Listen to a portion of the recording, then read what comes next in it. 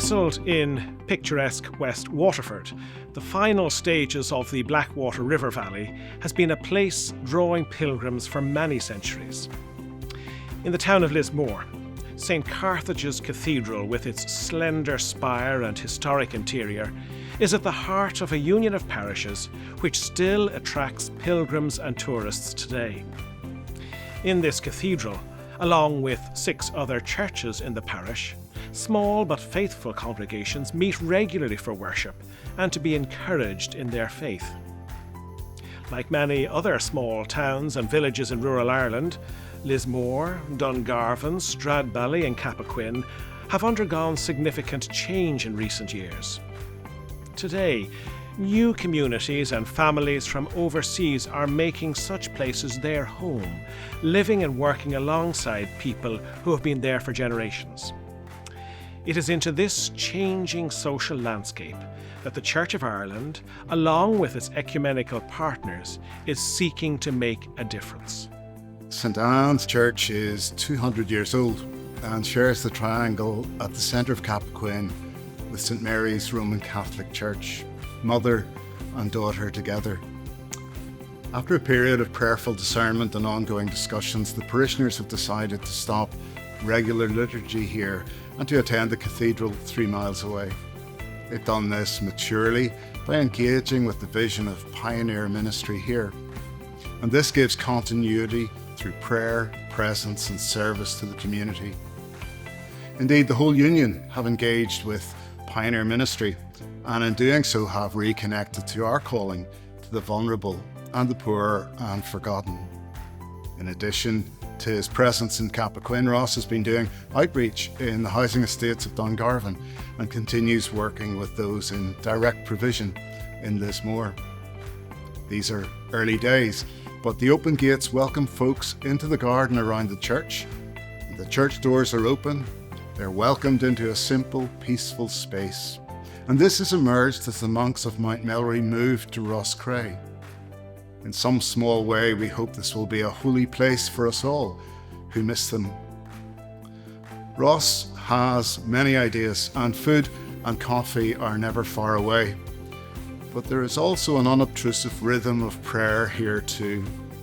It is simple and perhaps new to some, but sitting, facing each other, saying the Psalms antiphonally, also feels monastic and very old.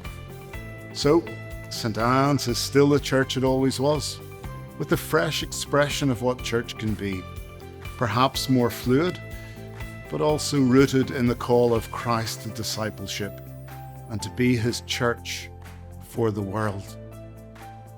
I feel a deep sense of calling to step up, to reach out and to demonstrate the love of Christ in practical, tangible and hands-on ways. We don't just want to provide a temporary break from the challenges that people face.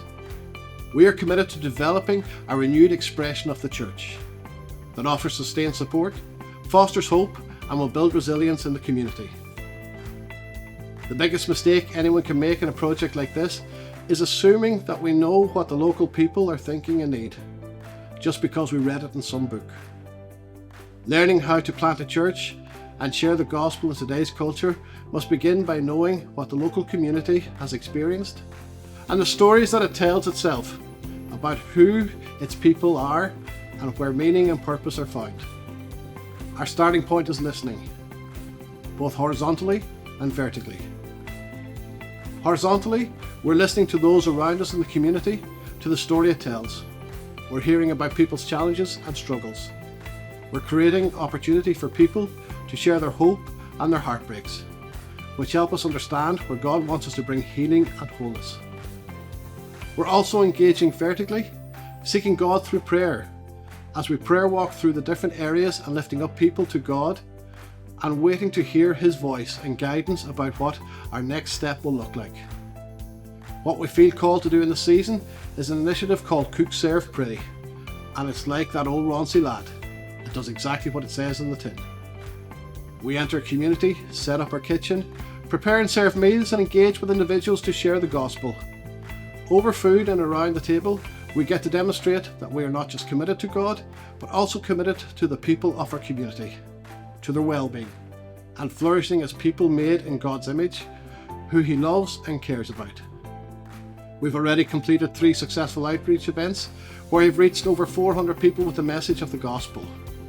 Our hope is that as people get to know us, come to faith and be discipled, we'll be able to form a sustained and sustainable community of faith that brings transformation and change to situations crying out for hope and help. The vision of this pioneer ministry is to be with people as they are and where they are, just as Jesus did, and asks us to do as disciples. Our belief and motivation is that to be seen, to be heard, to know you matter are all signs of the kingdom.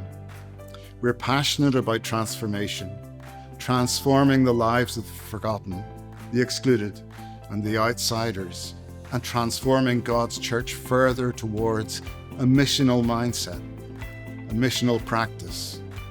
This movement is a two-way affair. The church moves beyond its confines, its architecture, moves beyond its theological parameters, and sees priorities change as they encounter those on the margins of community life. At the same time, people encounter a more humane and compassionate church and are drawn to appropriate expressions of worship and prayer. On a local level, we are so encouraged to be supporting and working alongside Ross in this role. From his background in catering and hospitality, Ross sees the importance of sharing meals with others. His vision is to invite people to avail of what food is on offer with no agenda. If asked about his motivation for this generous hospitality, he points to God and the role faith plays in his life. For 2 years now, Ross has been hosting pop-up events in Lismore and elsewhere in the parish. In 2023, when the historic Lismore House Hotel was reopened to serve as a direct provision centre for asylum seekers, Ross and others in the parish forged a link with the new residents. As a result of the friendships made, a prayer and worship group meets weekly. In addition, some of these people now feel welcome to attend the Cathedral and other churches in the Union of Parishes. In this way, the parish is continuing to live out the vocation of St. Carthage and his successors in the Ireland of today. As we plot the way forward, we're looking forward to all that God will do in and through this pioneer ministry to help us in our parishes and in our diocese to reach those with little or no connection to the church.